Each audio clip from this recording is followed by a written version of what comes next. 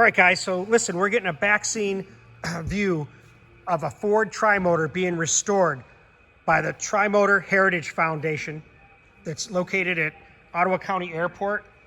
Is that the right airport? In Port Clinton, Ohio. This is Doug. Hi. He's helping restore the plane. This is his wife, Deena. She works at the hospital I work at. She's a nurse there. And they work as a husband and wife team on this plane. So this is number 14? No, 40. Correct, Doug? Yeah, this is 5AT40. Okay. Was built first by Henry Ford in 1929. Yep. And it's been a little bit of history. Went to Mexico, started the Mexican Airlines. Went to Pan Am, flew from Havana to Key West. Then was sold to Cuba and became part of the Cuban Airlines. Really? And then it was bought by Milt Hirschberger up here at Island Airlines, and he brought it up from Cuba. Wow. It was known as the Cuban Ford. Okay. Milt Hirschberger had it for 6 years and sold it to Johnson's Flying Service out in Montana. And they had it for 16 days before it crashed into National Forest. Wow. It sat there for the next 30 to 40 years until Maurice Hovius recovered it and brought it back to Michigan when he was restoring the last of the Island Airlines Fords. Later, he gave that serial number to the Tri-Motor Heritage Foundation to restore the airplane. This is a scratch-built, ground-up restoration. Wow.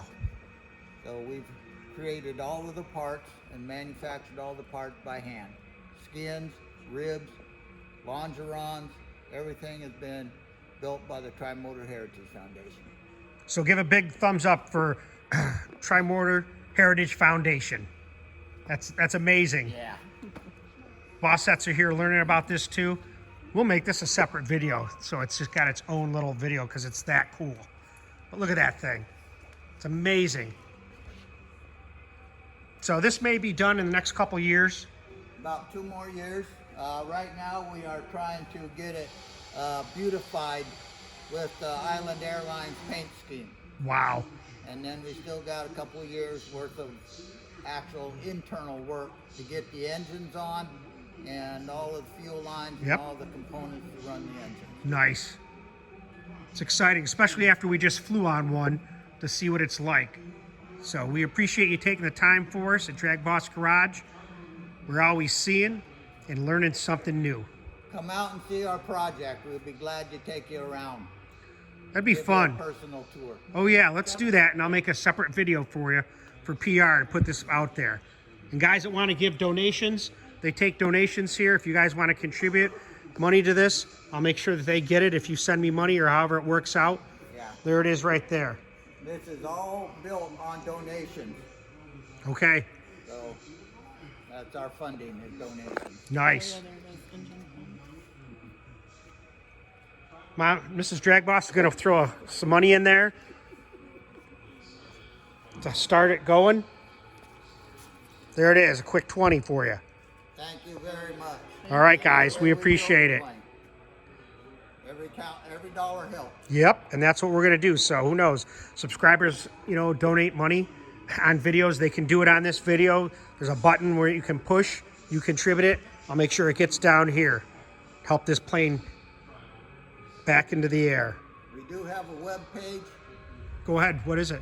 RestoreTheFord.org. Got it. Restore the Ford. I like that. I can hear it going right now, ready for another ride. So there's that plane we had filmed before, Georgie's Girl. That's a beautiful plane. Is that a B-25, Mitchell? B-25 Mitchell. Yep. I can always tell by the gunner up at the top. Oh, yeah. Imagine sitting up there. It's one of my favorite planes. Georgie's Girl. Gal. Yeah, sorry. And I think, what's it say on the other side? Because one's in a devil and one's in an angel. One side is Angela, the other side is Helena. Every woman has 2 sides. Really? There you go. And that's how they were on all the planes. Not necessarily. Okay. On this one. Certain ones. Nice. All right, give the thumbs up, guys. So we got a behind the scenes view up close. So there's the corrugated body, which is aluminum. It's pretty crazy. Let's look inside. Oh yeah. Now you can compare that, and I'll put a couple pictures of the plane we just flew in, and you can kind of see the similarities. But without all the nice interior. Look at that.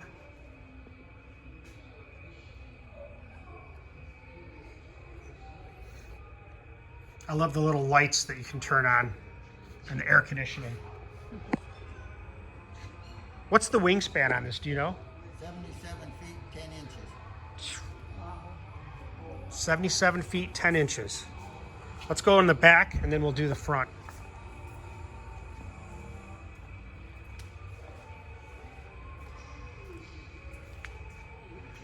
You can see it's got a little shock absorber for the wheel.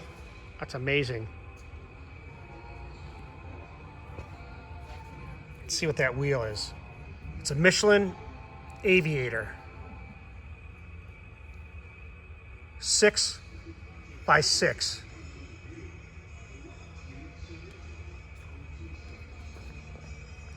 Oh, there's the wing.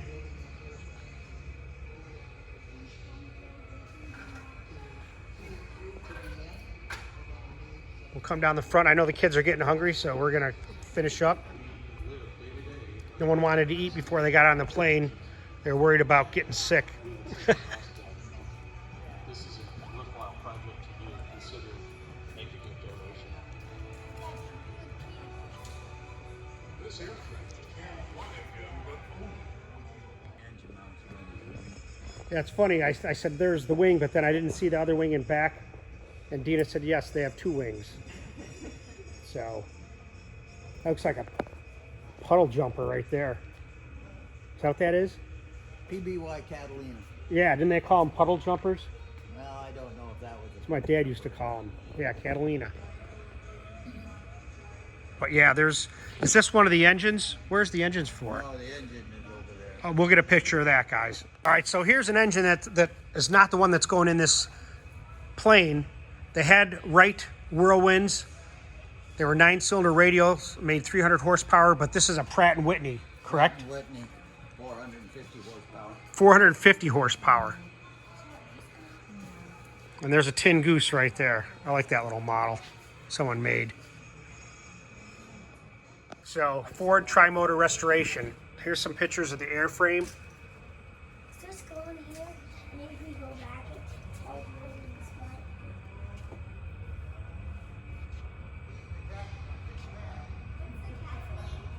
smart. And this is good history. I was telling Deena that this is what I want my kids to learn, history like this, because it's going away.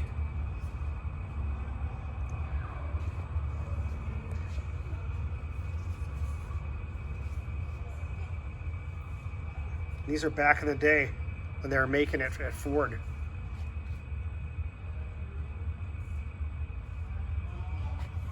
Stout Airlines.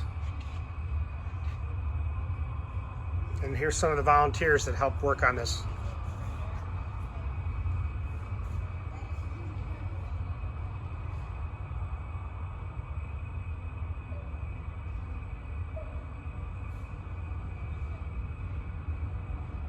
And here's what they're the goal.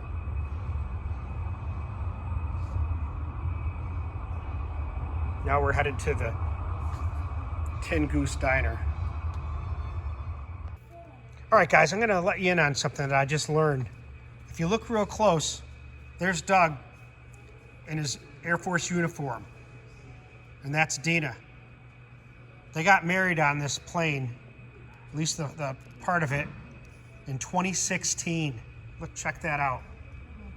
That's romantic. Congratulations, guys. I never knew any of this. What was your role in the Air Force, Doug? I was a structures mechanic on B-52s and KC-135. Oh, wow. So that's where I learned all the skills on how to build an airplane. No kidding. That's impressive. How long were you in the service? 24 years. Wow, thanks for serving. Yes, thank you. Appreciate it. It was my pleasure. I enjoyed every bit of it. Did you? Red, white, and blue, baby. Red, white, and blue. There it is. We're talking about my brother David, who was in the 1st Cavalry in Vietnam. And he was a M60 machine gunner. And they were out on patrol, went into a foxhole. They were being mortared. And his ammo carrier was between the mortar round that hit in the foxhole with him and my brother. So his ammo carrier was killed. And we etched his name on the Vietnam Wall a couple of weeks ago when I was there with the honor flight. Wow. Thanks for serving him and your brother. Oh, thank you. I'm getting kind of emotional I know. from it, you know, because I had told you about my dad being in the service. I mean, that was important to him. You know, when he came back from Vietnam, he was coming off the airport. I was only 7, and there was people there. He said, I didn't see any of this because we didn't go out to where they were coming in. But there's a lot of protesters there spitting on him, all this stuff, baby killer. I mean, we heard it all, you know, and he didn't talk about it for many years until he's probably about 70. He wouldn't talk about it. And then he kind of unloaded, and I've heard so many stories about what happened there and really what it was like. So thanks for serving for you and your brother. But My pleasure to serve in the Air Force. I enjoyed it. it's crazy carrying an M60. I think those things weigh, I don't know, but they probably weigh 50 to 60. Yeah, about 14 pounds, I think. Yeah. We're actually going to go shooting on Monday, maybe some machine guns. We got invited to Artemis Armory, Okay. you know, a buddy of mine there. So we actually, the girls and I went there already for a tour, looking at all the machine guns. We're going to go shooting. Our family's going to go shooting gun safety Monday. So I think that's important for kids to know that, Yeah. understand about firearms so they respect them. It's not a toy we talk about. They're not a toy. So that's amazing. And your brother, Guns when they were so he got injured then too, with the shrapnel. Yeah, she got... Is he still alive? Yes. Okay. Yep. Still alive, doing well. I thought about going to OVH sometime, talking to one of the doctor that I know, and see if I could go there and do some interviews on guys, you know, and you know, preserve this history that we're Right, never going to see definitely. again. You know, these guys, these young kids today have no idea what it was like to be in a war. They have no clue of the trials and hardships, the stress, and It's a different world today. it is very different. But congratulations on being married, guys. Thank you. Thank you. Thank you.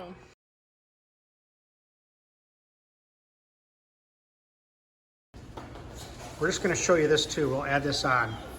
There's Kitten. I think that's a P-51 Mustang. Yeah, it is. I can tell by the air intake. But what's cool about this is the Tuscany Airmen from Central Ohio. It's hard to see with a glare. Sorry about that. But they were a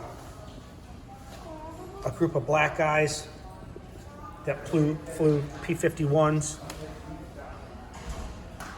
There's that guy right there, Harold Brown. Right here is an overview of him. He was 18 Harold years Brown. old, Oh yeah, there he is. Who joined the Army. Let's see if we can put it in.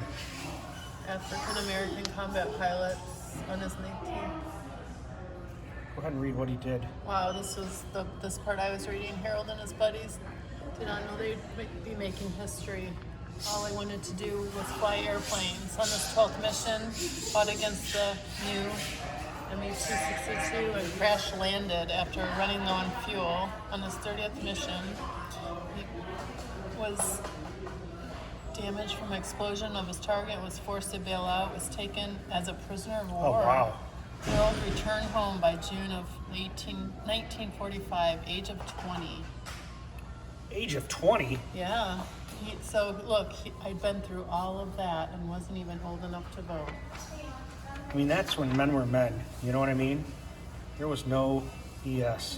But then he continued, it said, after For another 22 years. 23 years of 23 service, years. Air Force, and another 22 years in fields of business and academics. Dr. Harold Brown. Wow. Dr. Harold Brown, thank you for your service. Awesome to hear We appreciate it. stories of There they are. They're Tuscany Airmen. There That's he is. amazing. Oh yeah, let's see.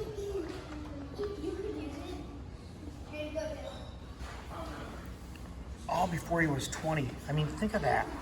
It just blows me away. Now my friend,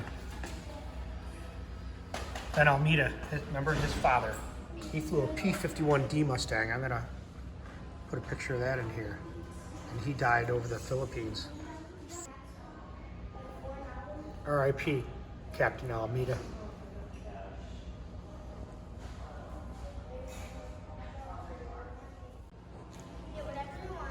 Now that's the plane that Deena was talking about that her father made. He made 2 different models for the museum. That's the Ford Trimotor that he constructed. That's pretty cool.